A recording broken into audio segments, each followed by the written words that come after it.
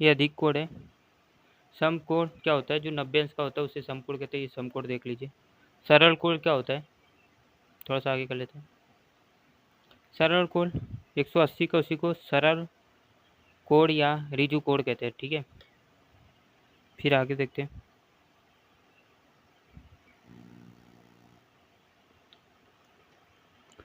पुनर्युक्ति कोण किसे कहते हैं? 180 से बड़ा तथा 360 से छोटा कोण को पुनर्युक्ति कोण कहते हैं।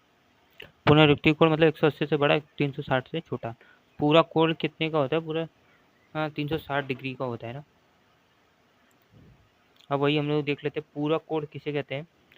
वे दो कोण जिनके मापों का योग 90 अंश हो उन्हें पूरक कोण कहते हैं तथा प्रत्येक कोण एक दूसरे को पूरक कहलाते हैं। देखिए अभी तक हम लोग सिर्फ कोण पढ़े हैं। ठीक है, कोण पढ़े हैं। तो बताइए कोण में क्या होता है? कोण तो झुकाव जो बनता है दो रेखाओं के मेल के, तो उसी को कोण कहते हैं। न्यून कोण जो 90 0 से बड़ा हो, 0 से बड़ा हो 90 से छोटा हो। अधिक कोण जो 90 से बड़ा हो 180 से छोटा हो। और समकोण क्या होता है? जो 90 अंश का हो। सरल कोण किसे कहते हैं? जो 180 का हो। और पुनरुक्ति कोण किसे कहते हैं? जो 180 से और 360 180 से बड़ा और 360 से छोटा हो। पूरक कोण किसे कहते हैं? जब दो कोणों के मापों का योग 90 हो उसे कहते हैं पूरक कोण। आगे हम लोग देखते हैं समपूरक कोण। समपूरक कोण किसे कहते हैं? जो दो कोण के मापों का योगफल 180 होता है उसे समपूरक कहते हैं। जैसे ये देखिए बना रहा है, ये सब समपूरक बना रहे हैं। रैखिक जोड़ा किसे कहते हैं? रैखिक जोड़ा उपयुक्त स्थिति में एक और दो कोण एक कोण तथा कोण दो रैखिक जोड़ा बनाते हैं। दो कोण रैखिक जोड़ा बनाते हैं यदि एक भुजा साझा हो तथा दोनों एक दूसरे के संपूरक हो। रैखिक जोड़ कब बनाएंगे? जो संपूरक हो तभी बनाएंगे। आसन कोण किसे कहते हैं? देख लीजिए आसन कोण। उन दोनों कोणों को आसन कोण कहते हैं जिनका एक ही शीर्ष बिंदु हो, जिनकी एक ही उभयनिष्ठ भुजा हो। जैसे कोण ए ओ सी, सी ओ बी, सी ओ बी। आसन कोण किसे कहते हैं? उन दोनों कोणों का आसन कोण कहते हैं जिनका शीर्ष बिंदु हो और जिनकी एक उभयनिष्ठ भुजा। आसन कोण। शीर्षाभिमुख कोण किसे कहते हैं? शीर्षाभिमुख कोण अथवा सम्मुख कोण। ऐसे आमने सामने के दो कोण जो शीर्षाभिमुख कोण कहलाते हैं। जब दो रेखा आपस में एक बिंदु पे काटती है शीर्षाभिमुख, तो ये शीर्षाभिमुख कोण इसको कह सकते हैं। आपस में काट रही है, एक और दो बराबर होंगे और 3 और 4 आपस में बराबर होंगे। ठीक है, इसे शीर्षाभिमुख कोण कहते हैं। आसन कोण किसे कहते हैं? आसन कोण जब दोनों कोणों का आसन कोण तब कहते हैं जिनकी एक ही शीर्ष बिंदु हो, जिनकी एक ही उभयनिष्ठ भुजा हो।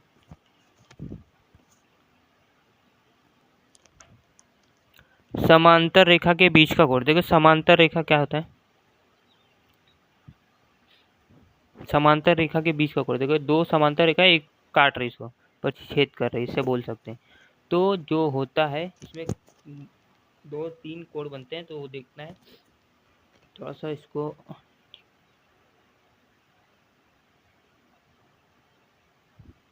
देखिए पहले संगत कोण कहते हैं। संगत कौन आपस में संगत, किसकी कौन संगत है वो देखिए।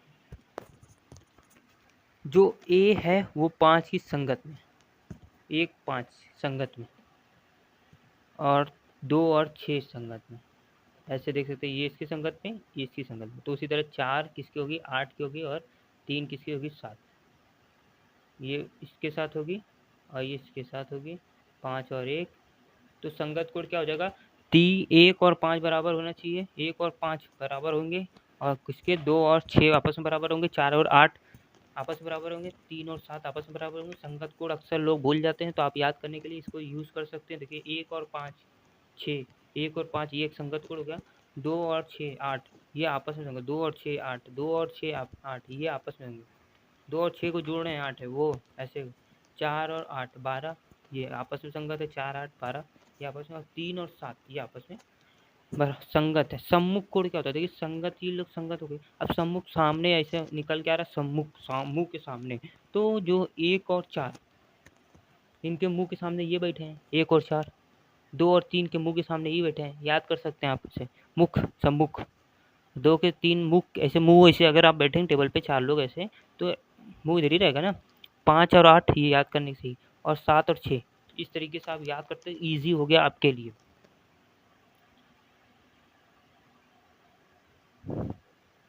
अंतःकोण क्या होता है? 3 और 5 को यहाँ पर देखिए चित्र में आपको ज़्यादा समझ आएगा। अंतःकोण क्या होता है? 3 और 5 को मिला के 180, इसको मिला के 180 और 6 और 4 को मिला के 180, ये क्या हो गया? अंतःकोण हो गया।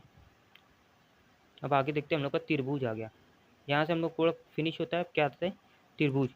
त्रिभुज के प्रकार, भुजा के अनुसार, त्रिभुज को कई भुजाओं में भाग करेगा, लेकिन भुजा के अनुसार ना।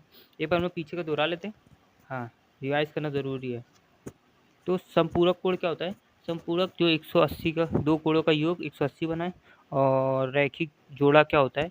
रैखिक जोड़ा जो 1 और 2 जोड़ बना, जो मतलब पूरक हो, वो एक दूसरे को रैखिक जोड़ा भी हो सकते हैं। आसन कोण क्या होता है? जिसकी एक शीर्ष बिंदु हो और जिसकी एक उभयनिष्ठ भुजा हो, ये से। और शीर्षाभिमुख क्या होते हैं? शीर्षाभिमुख दो रेखाएं एक दूसरे को प्रतिच्छेद करती हैं, वो जहाँ पर प्रतिच्छेद करेंगी वहाँ पर बिंदु काटती हैं, उसी को क्या बोलते हैं? शीर्षाभिमुख कोण। तो उसमें आपस में सब बराबर होते हैं। और समांतर रेखाएं, दो समांतर रेखा को एक तिर्यक रेखा काटे, इसमें मुश्किल से 8 वो बनते कोण बन रहे इसमें। देखेंगे तो जो पहले संगत कौन कौन थे? 1 और 5, 3 और 7, 2 और 6, 4 और 8, ये संगत कोण हो गए। और सम्मुख कोण क्या होते हैं? सम्मुख, मुख के सामने बैठे हैं ना, 1 और 4 और 2 और 3 और 5 और 8, 6 और 7, ये क्या? सम्मुख बैठे, ठीक है। अब हम लोग त्रिभुज पढ़ेंगे। त्रिभुज हम लोग का स्टार्ट होता है, पहला इसमें है भुजा के अनुसार समबाहु। समबाहु ऐसे त्रिभुज जिसकी तीनों भुजाएं बराबर हो, उसे समबाहु कहते हैं। सब इसकी तीनों भुजा क्या है? आपस में बराबर हो।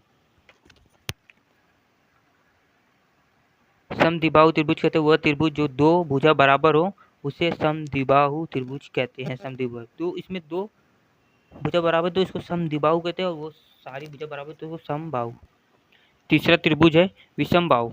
वह त्रिभुज जिसकी तीनों भुजा असमान हो, कोई बराबर ना, उसे विषमबाहु कहते हैं, ठीक है। ये 3 कोण हो गए भुजा के अनुसार। कोणों के आधार पर त्रिभुज, भुजा के आधार पर हो गए, कोण के आधार पर देख लीजिए। न्यून कोण, न्यून कोण त्रिभुज वह त्रिभुज जिसमें प्रत्येक कोण 90 से छोटा हो, उसे न्यून कोण कहते हैं। अधिक कोण वह त्रिभुज जिसमें कोण अधिक हो, एक कोण अधिक हो 90 से बड़ा हो। समकोण त्रिभुज ऐसे त्रिभुज जिसका एक कोण 90 अंश का के कोण के सामने भुजा कड़ कहलाती है। 90 अंश को समकोण कहलाते हैं, और भुजा 90 अंश के सामने कड़ी होता है हमेशा।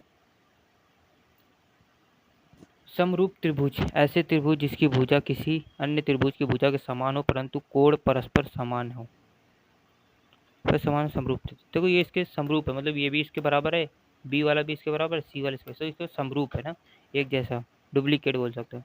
समरूप त्रिभुज, ये देखिए ये आपस में क्या समरूप है, ये समरूप का चिन्ह होता है, बराबर के ऊपर ये मार देंगे समरूप हो जाएगा। सर्वाक्षम इसको बोल सकते हैं। कोई ऐसे दो सर्वाक्षम कहलाते हैं जो त्रिभुज को पूरी तरह से ढक ले, अर्थात जब दोनों भुजाएं कोण बिल्कुल समान हो, एक दूसरे के जैसे एक जैसे हो। तो देखिए 3 शर्त इसमें दी हुई है सर्वाक्षम होने के लिए। तो पहले एस क्या होता है? भुजा होता है। तो इसमें तीनों भुजा बराबर है, ये इसकी भुजा, ये इसकी भुजा, तीनों भुजा आपस में बराबर, इसको सर्वाक्षम कह सकते हैं, भुज। एस भुजा के कोण, देखिए इसमें एक भुजा है, एक कोण है, एक भुजा है, ठीक है। ये आपस में क्या होंगे? बराबर, तो इसे भुज कोण भुज कहेंगे।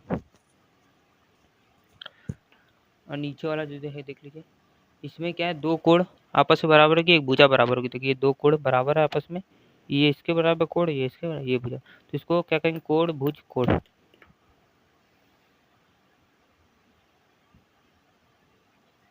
समकर्ण भुजा, ये क्या होता है?